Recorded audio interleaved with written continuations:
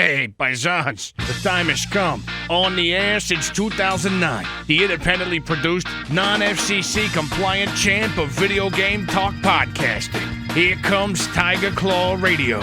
Here's your host, Critical Failure. Welcome everybody to Tiger Claw Radio. This is your host, Critical Failure. Oh yeah, this week is going to be the week of AI weirdness. Because my goodness, has it been weird. But before we get into all that, let's listen to some chiptunes, as is the routine here on TCR. It's the tradition, I should say. We're going back to the best of the 8-Bit Collective, like we do every week. We're counting down the top 40 tracks of the 8,000 track plus mega archive known as Best of the 8-Bit Collective. And once again, I tip my hat to good old Hemrock for putting this together, because it's been really good. I've discovered some new stuff doing this. So this next track, this is, let me bring it up here. This is called Slow Go 2. Again, this is the 27th track, so we're making our way through the list, almost at the halfway point. But there's no artist, there's no album here, just Slow Go 2. Let's take a listen.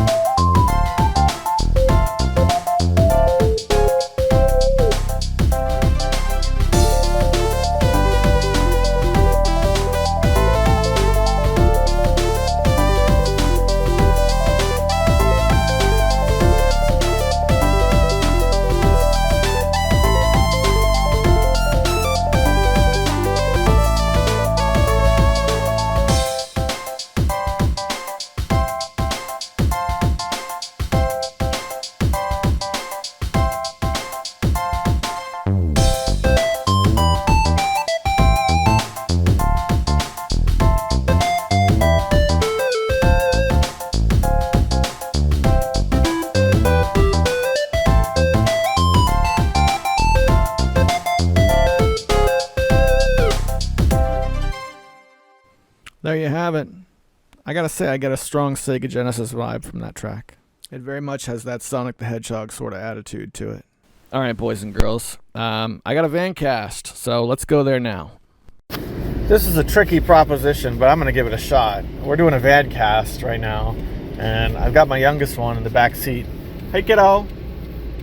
He's a little cranky, but he's very tired. I think he's gonna be sacking out here in just a minute.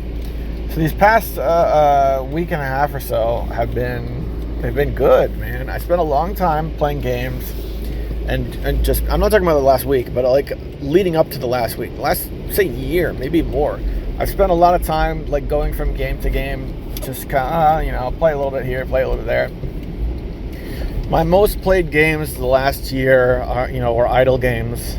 You know how over on Steam in the showcases, they added a showcase at the end of the year that was, your roundup from the previous year. How many new games you played, how many games you played, how many game sessions total you had. And idle games dominated the top of my list. Now, there's nothing wrong with that. Idle games are fun. But the point I'm trying to make is I was just kind of going blah, blah. There wasn't really anything I was super into. My game of the year was Cookie Clicker, the Steam release of Cookie Clicker. Very good game. So, with the Steam sales coming and going, I picked up multiple games that just sucked me in. just enormous. So like this past week, yeah, I'm a little late with TCR, but thank goodness it's not because something horrible has happened. You know what I mean? It's not, oh, my family's hard times. No, it's because I've been having a great time. It's been amazing.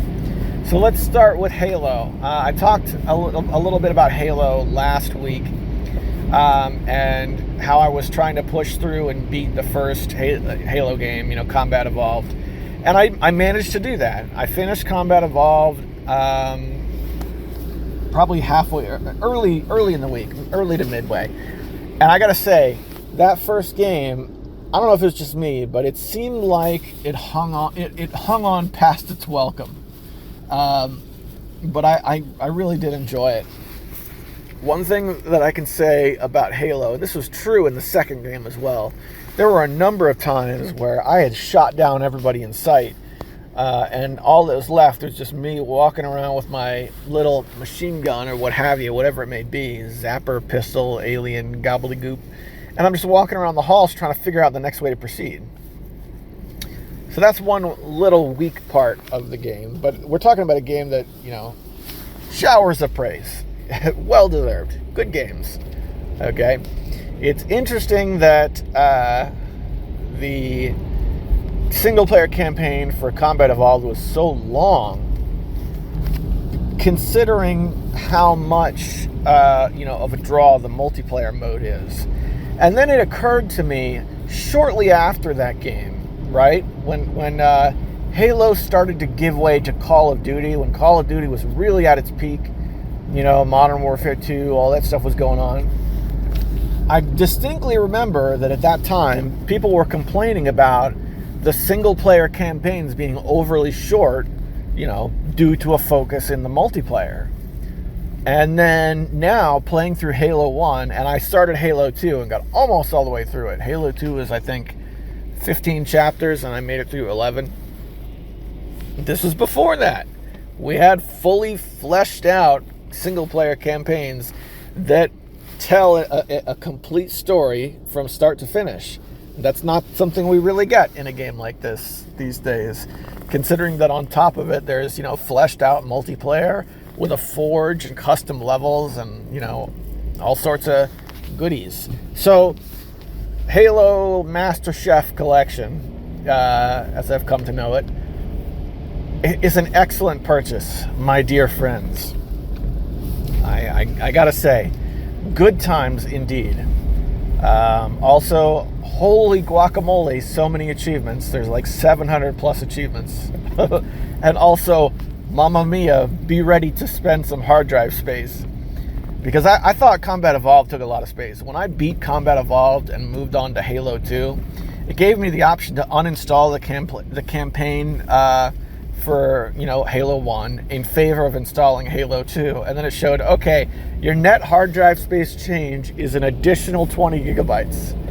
Oh, golly Moses, that sure is a lot. But that's okay. I'm more inclined to not care, considering this is a game that I was able to pick up repeatedly and just have a good time with. When you're really in with a game and you sit down to play and you don't have to worry about doing that, what do I play? Let's look through my games. I have so many toys, but I don't know which one to play with. I wish I knew how to play a game, what game to settle down with. When you're really into a game, you can just skip all of that. And you sit down and it's like, of course, I'm playing Halo right now. It's Halo time. So Halo was it for me for a good part of the week. And I was really preparing to talk about that experience. This was going to be a Halo episode. Had never played all the way through Halo 1. I finally played it all the way through, and it wore out its welcome a little bit, but my goodness, I really enjoyed it. The last level, I'm going to spoil it a little bit. If you've never played all the way through Halo, get ready, here it comes. Halo opens with the Pillar of Autumn, I think it's called. And that's the name of the ship, and you're running around on the ship. And then it ends on the same ship, except everything's destroyed. Like the ship is a derelict. And I thought that level was incredible. I thought that was amazing. well worth the price of admission. So that plus the time I spent in Halo 2, I've crossed 20 hours in a game that I spent $15 for. So you guys know the way I calculate whether or not a game is worth it. If you can get an hour on the dollar, you're in really good shape. And I got that and more in the original Halo. And this is with barely any multiplayer time. I played multiplayer of Halo 1 Deathmatch probably for like 20 minutes just to give it a try and see what it was like. And yeah, pretty favorable, I guess. I was having a good time, did not do well, but I also didn't feel like I was getting robbed either. I was getting gunned down by people who were getting the better of me, which I mean that's how it should be, right? Hey, how you doing, kiddo? You say hi? Yeah. Oh, is it hot? I can fix that. Hang on a second. Let's see if I can fix the temperature. Hang on, let me pause this real quick. All right, there we go. Were you hot? No, hat? Is that what you're saying? You talking about my hat?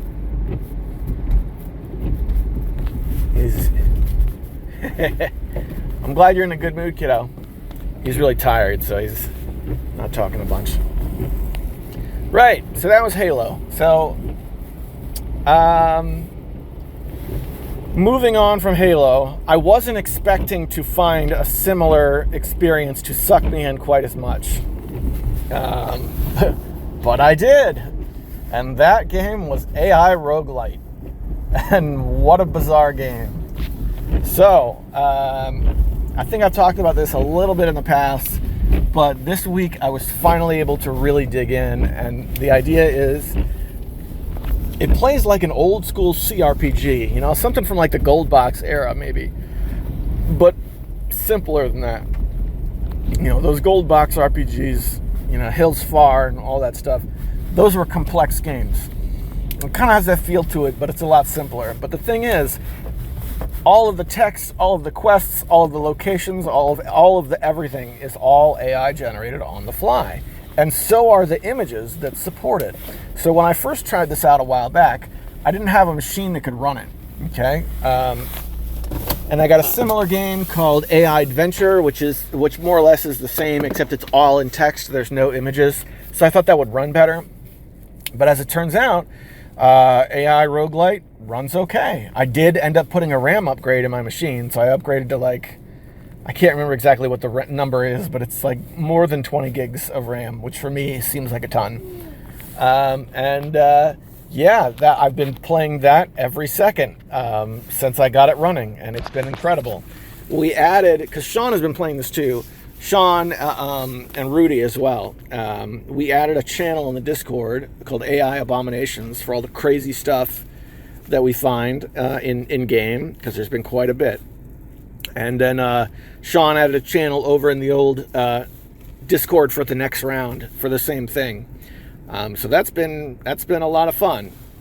It's been a lot of fun. And I'm here to pick up my boy, so I'm going to send you guys back to the studio. But we're going to talk a bit more about AI Roguelite and its similar games, because there's a couple, but not many, very soon. With that, did okay, kiddo? How'd I do? Hungry? Oh, well, let's finish up here. All right, guys, I'll see you later. A couple of things have happened since recording that. For one thing, I finished Halo 2. It turns out I was probably only 20 minutes away from the end, which was cool. So now I've finally, after all these years, beat Halo 1 and Halo 2. And the last time I think I played either one of them prior to getting the Master Chief Collection was with the Cartridge Club. They had the original Halo as one of their games of the month, and I wasn't able to find it for some reason. I ended up playing Halo 2 and got about halfway through it. So that's cool to finally have those two games done. And I think at the end of the Vancast we were talking about AI Roguelite, which is a bizarre game. I don't know. I don't know how to describe it. It's so heavily influenced by the user's input that no two games are alike. I've been playing it. Rudy's been playing it over on Discord, and so has Sean. And I can't get enough of seeing people's screenshots because the experience is just so different and so bizarre. That game runs $9 on Steam, and there is a similar game which is in text only, but is more of like an adventure kind of game rather than a straight up text game. That is in development, and I can't remember the name of it. I actually had it written out to talk about here on the air, but my computer ended up crashing and I lost it. So I don't know. We'll dig that up. Maybe I'll make a little video about it. But yeah, that's what I've been up to for the past bit, and I gotta say, it's been really great.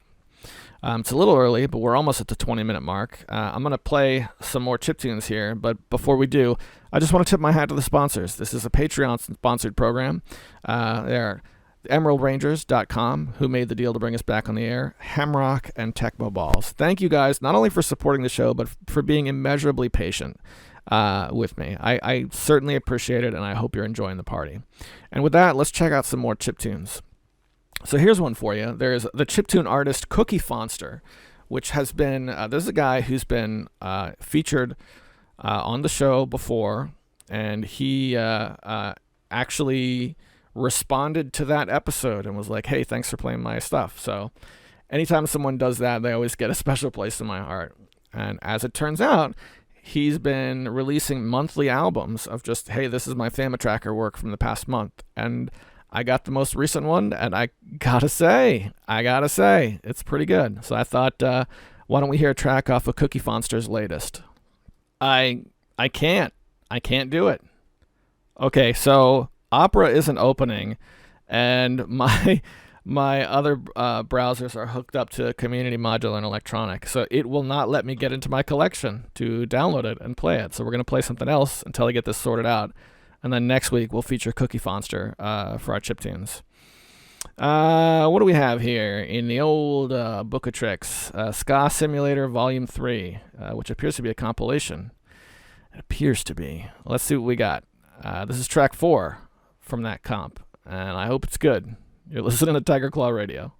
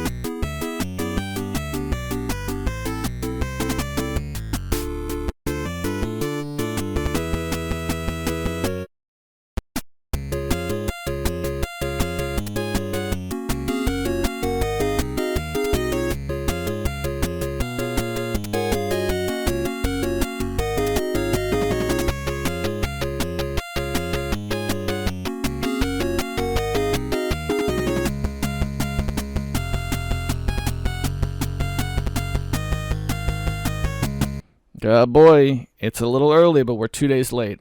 What time is it? It's time for the fail bag. I gotta say, it works. Thank you, Mecha Menace. This is the part of the show where questions, comments, anything you have that you want to say to the show. It's just you. It's just me. It's a really small show. Let's collaborate a little bit.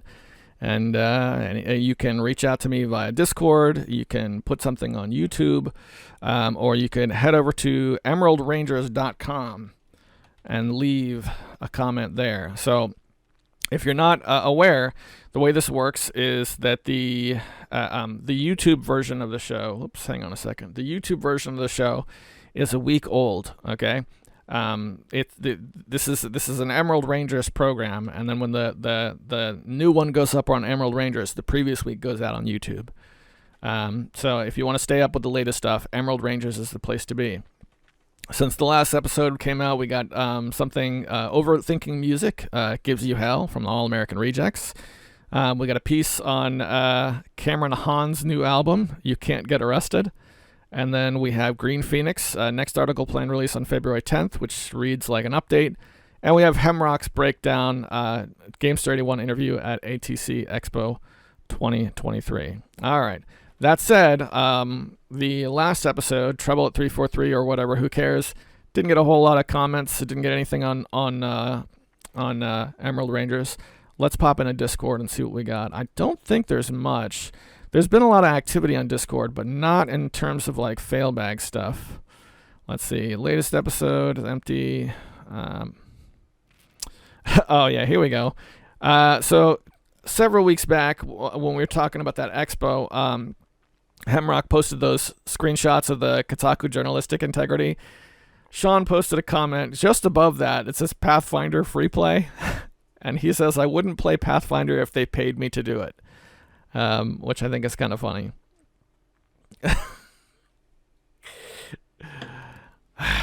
Poor Pathfinder. Nobody wants your $45 book. All right. We've got one from Desm that says, hey, CF, glad your lung is okay. It's cool. You at least got to check out an obscure classic on Game Boy. I've been revisiting some old Game Boy games on the Super Game Boy on SNES. An interesting dungeon crawler I remember from back in the day is Mysterium. It's got some interesting puzzles and an alchemy theme. I've never seen much else quite like it. I'll have to check out Wizardry Gaiden. Quick note on Wizardry Gaiden, that was Japan only, so if you want to play that one, you're going to have to seek out an English translation, which does exist, and is not that difficult to find. So, that said, I want to see this game you're talking about, because I love me a dungeon crawler, and especially on Game Boy, there's not much there.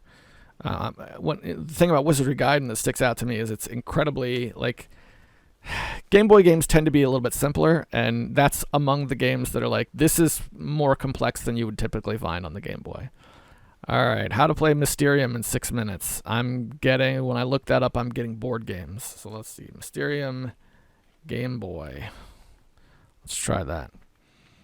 All right. Oh, look at that. That is a first-person dungeon crawler if I've ever seen one. Nice. All right, and with that, I'm going to save the rest of this rather than just do a, hey, let's watch YouTube live on the air. And I will check that out, man. Thank you very much for the recommendation. Let's put that here, and let's get back to what else we have on the YouTubans. Mecha Man is responding with, since you know obscure Game Boy games, you probably already know about the Sword of Hope series and the Shadowgate releases too. Sword of Hope I've never heard of. Shadowgate, who doesn't know about Shadowgate?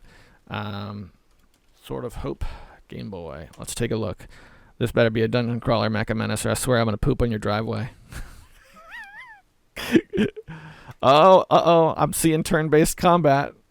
All right, I opened up some sort of Let's Play so I can step forward and yeah, that is a dungeon crawler. That counts. The setup is a little bit different than I'm used to, but that totally counts.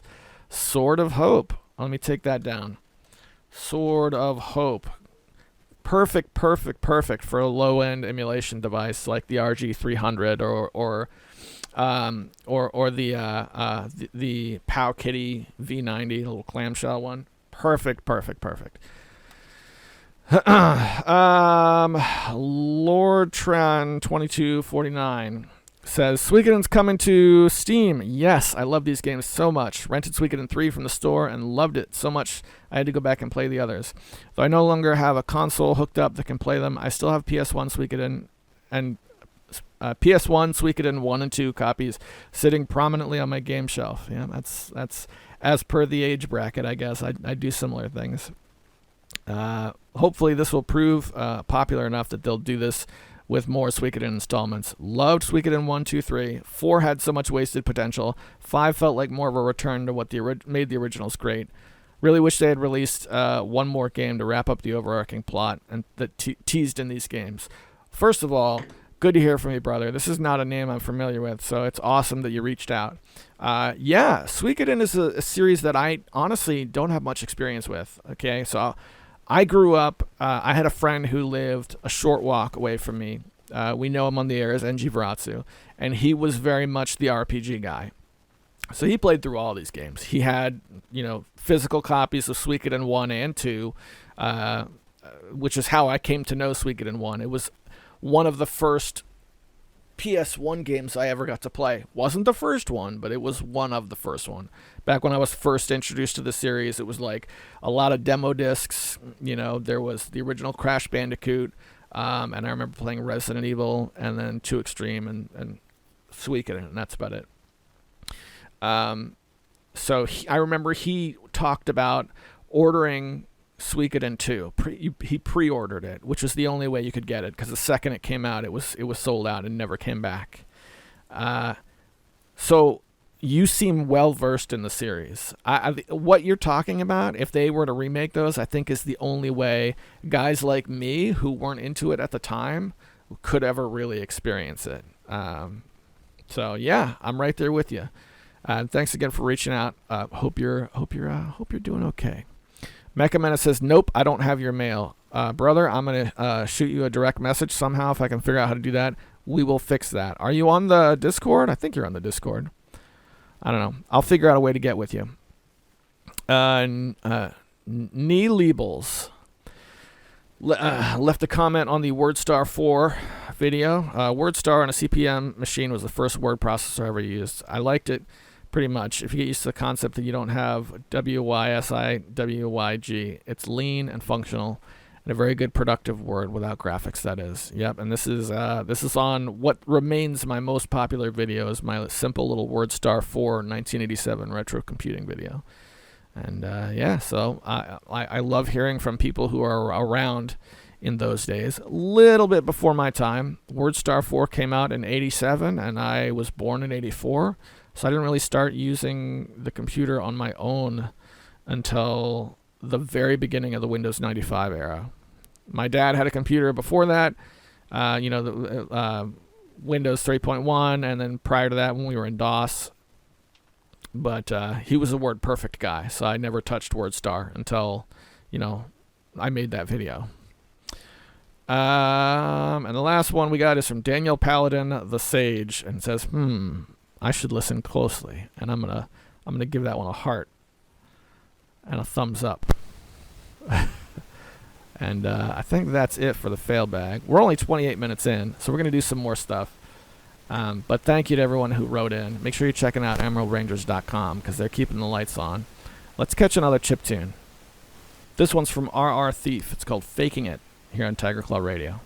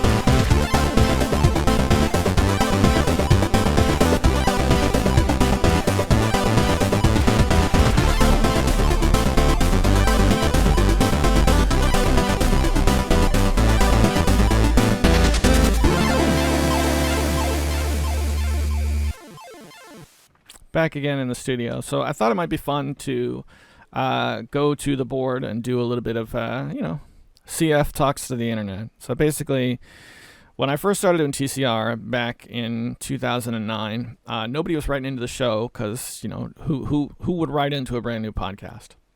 So what I did for the failbag was I just read posts off the internet as if they were written into the show. I didn't disguise that fact. I let everybody know what was going on, but it gave me a chance to, weigh in on things people were talking about. And on occasion, I still like to do that. Now, this past week, one thing people have been talking about is Dead Space. So Dead Space had a remake that just came out, and personally, I panned it, not because of anything they did to the remake, but just because I didn't play the original Dead Space games very much. I've had them in my various Steam/Origin libraries forever, and I think I played the original Dead Space like twice.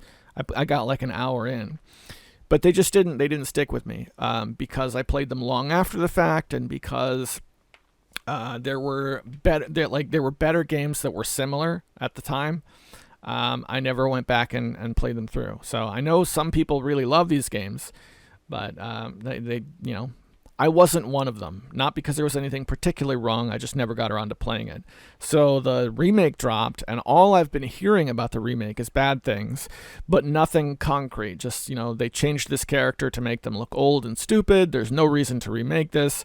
Whatever. And this one person made a post that says, probably the best remake I ever played.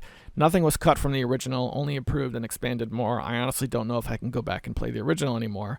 And obviously there is a number of 20 plus responses of people telling this person they are incorrect and they can go cease to be alive. And long and short of it, this post is a post that was purchased by a company rather than someone's honest opinion. So here's my question to you, folks. Any interest in the Dead Space remake?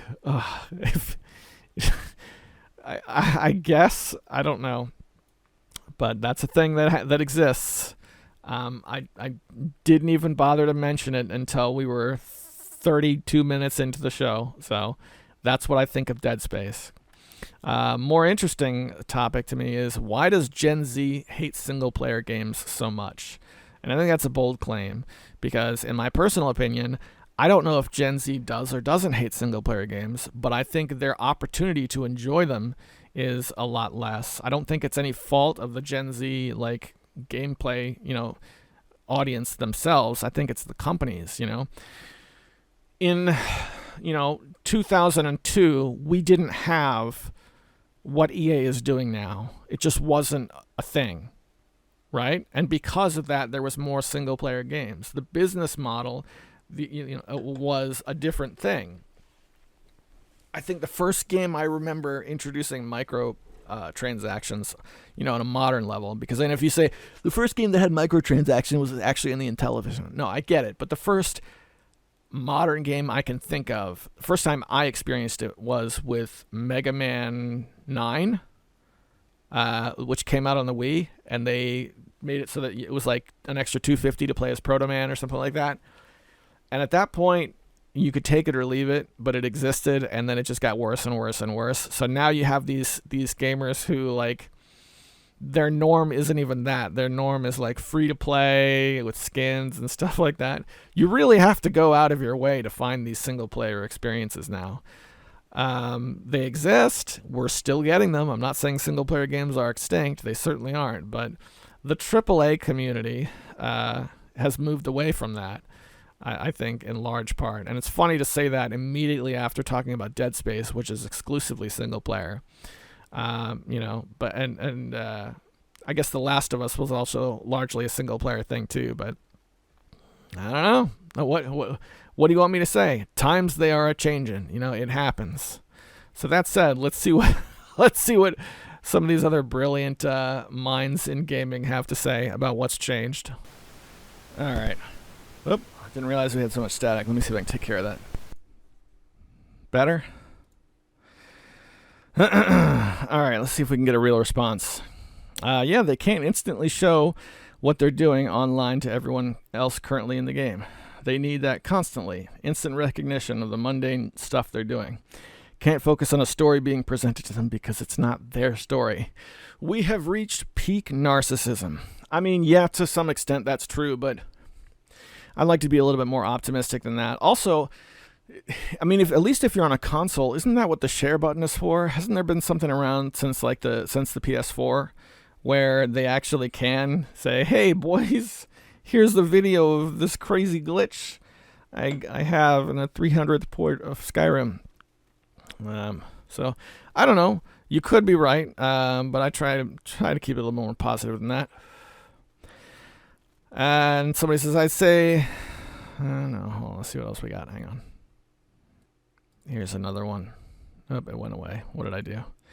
Zoomers don't have it too bad when it comes to video games in their formative years. I'm honestly envious of the 2000 Zoomers who grew up playing Minecraft. It's the perfect talk about school, let's talk during school and play after school game. 8 to 12-year-old me would have killed to have a game like that." I gotta say, you're onto something there. When I was that age, I only remember a handful of games being let's talk about it during school and play after school. I remember people talking about Mortal Kombat for the Sega Genesis, and I remember playing it at somebody's house. That's one thing.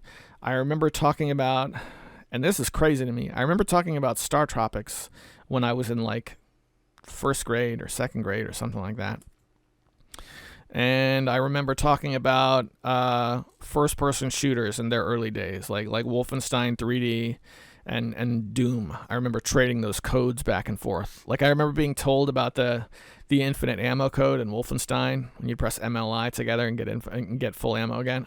I remember somebody told me that, and I did not believe it.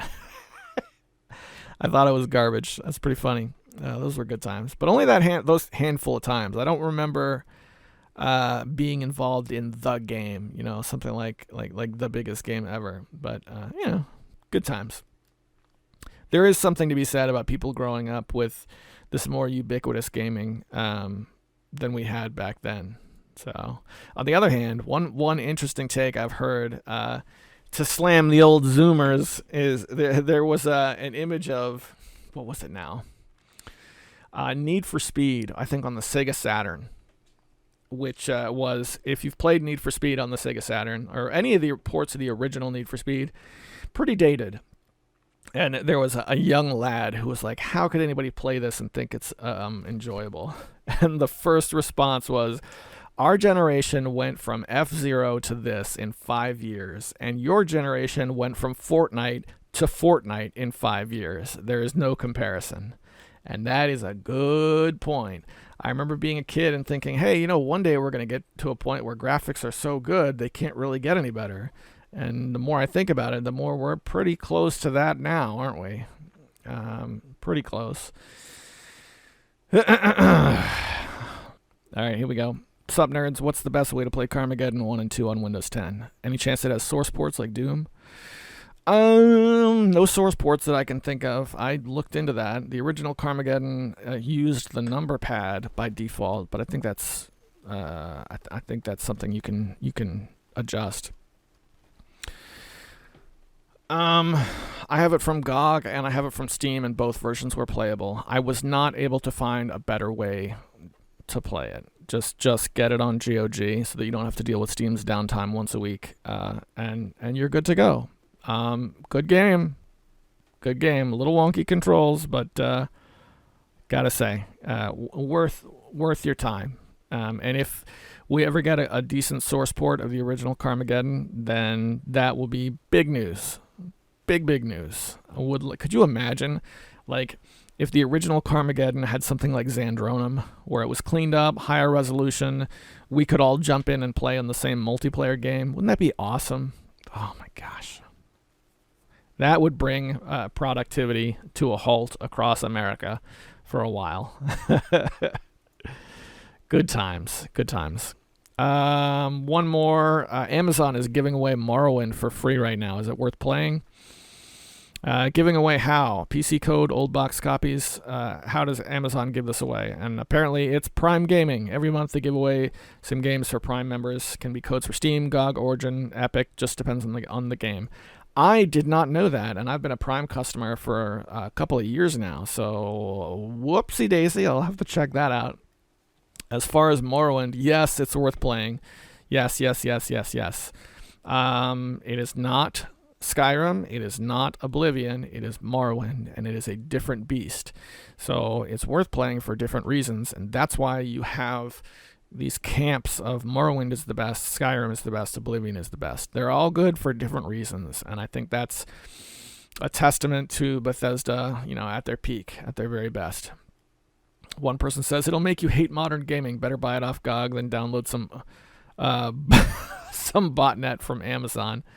As this character missed, they give you keys. So, yeah, what can I say?